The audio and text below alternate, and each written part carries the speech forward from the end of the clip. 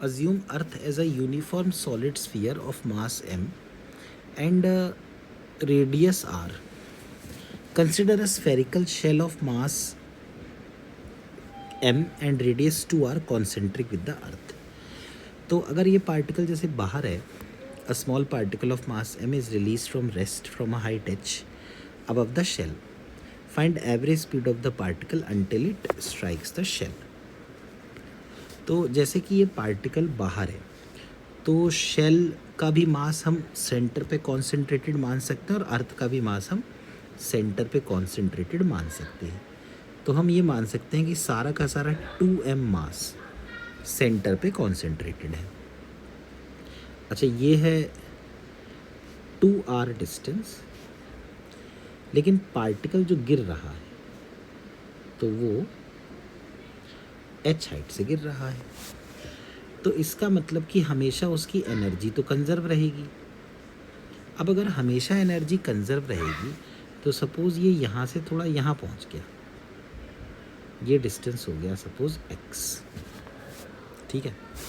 तो ये बनेगा शुरुआत में -g और 2 capital M small m upon 2r plus h is equal to -g 2 capital M small m upon 2r plus x plus half into small m into v square.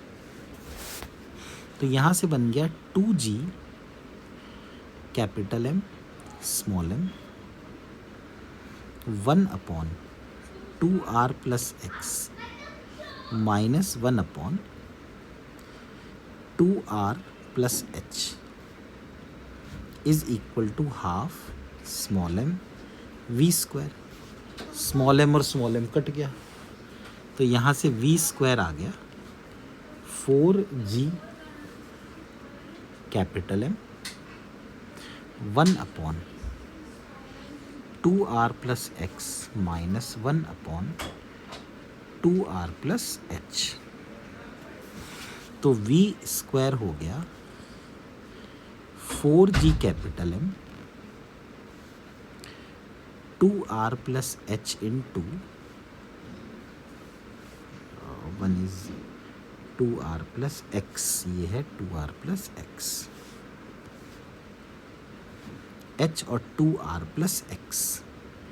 तो 2r minus h minus 2r plus h minus 2r minus x. तो v square हो गया 4gm और h minus x upon, अब h और x दोनों ही 2r से बहुत कम है, तो हम यहाँ लिख सकते हैं 4r स्क्वायर. तो ये कैंसिल हो गया.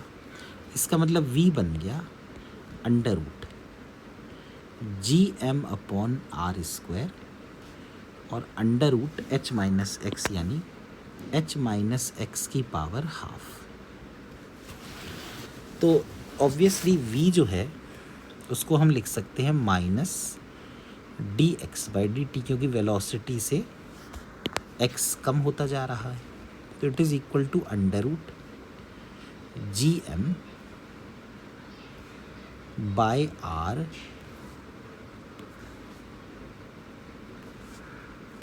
और साथ में h माइनस एक्स की पावर हाफ. तो अगर इसको सॉल्व किया जाए तो dx upon h minus x की power half is equal to minus root gm by r into dt. तो दोनों तरफ इंटीग्रेट कर देते हैं, तो ये बनेगा h माइनस एक्स की power minus half dx is equal to minus root gm by r और t. अच्छा, x की वैल्यू कहाँ से कहाँ तक रखनी है? x की वैल्यू की स्टार्टिंग होनी है h से और एंड होना है 0 पर. तो ये बनेगा h माइनस एक्स की पावर माइनस हाफ प्लस 1 यानी हाफ और 1/2 यानी ये. एच और 0 minus root GM/r into t. तो 2 0 रख देंगे तो आएगा h, तो रूट h, और बाद में आ जाएगा मेरे हिसाब से शायद मैंने इंटीग्रेशन में पहले मुझे x को रखना चाहिए था h और फिर रखना चाहिए था 0। ऐसे यहाँ पर पहले रखना चाहिए था h और फिर 0, तो h माइनस,